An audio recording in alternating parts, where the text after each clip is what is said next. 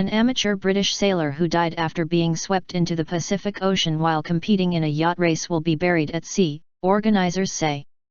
Sarah Young, 40, was washed overboard while taking part in the Clipper Round the World yacht race.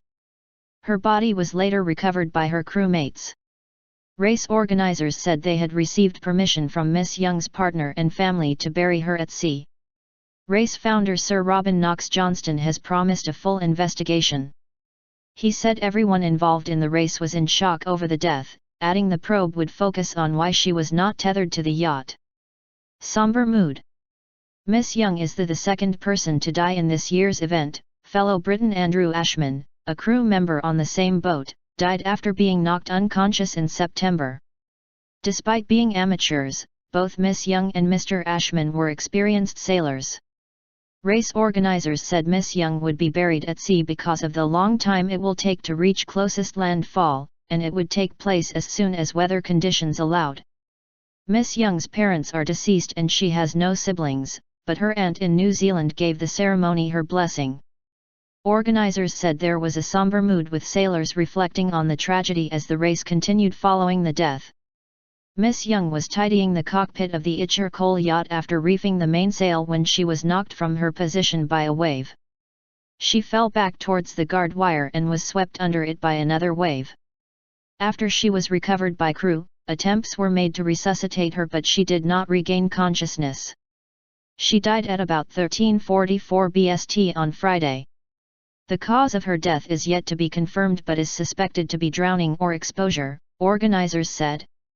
Appalling coincidence. Sir Robin, who in 1969 became the first person to sail solo and non-stop around the world, told the BBC, "We've only had 2 fatalities and something like 4,000 people, in 10 races around the world. It's a shock to all of us and we want to find out exactly why it happened. Why wasn't she hooked on? This is what I've got to establish." It was an appalling coincidence that 2 crew members from the same yacht had died, he added. Sir Robin described Miss Young as experienced as a very popular member of the crew, a very easy person to like. He went on, "One of the things we really focus on in Clipper with the 4 weeks training is safety. That is the primary consideration, the one thing we drum into all crew." Miss Young, who was from London, was one of the sailors taking part in the entire Round the World Challenge. The incident happened during the 9th race of the 14-stage event which started in August and covers more than 40,000 nautical miles. Miss Young had already sailed more than halfway round the globe, covering 20,000 nautical miles before setting off from the latest leg of the race on March 21. She had pulled out of part of the challenge after the death of her mother, organizers said. Miss Young was the owner of a personal lifestyle company and prior to the Clipper race had taken part in other expeditions, including mountaineering in Nepal. She had also run a marathon and was a qualified diving group leader. Heartbroken. Other sailors taking part in the race have reacted to the news, with Great Britain skipper Peter Thornton saying, "Extremely sad news about Sarah and we are all quite shocked and suddenly acutely aware of where and what we are in this world.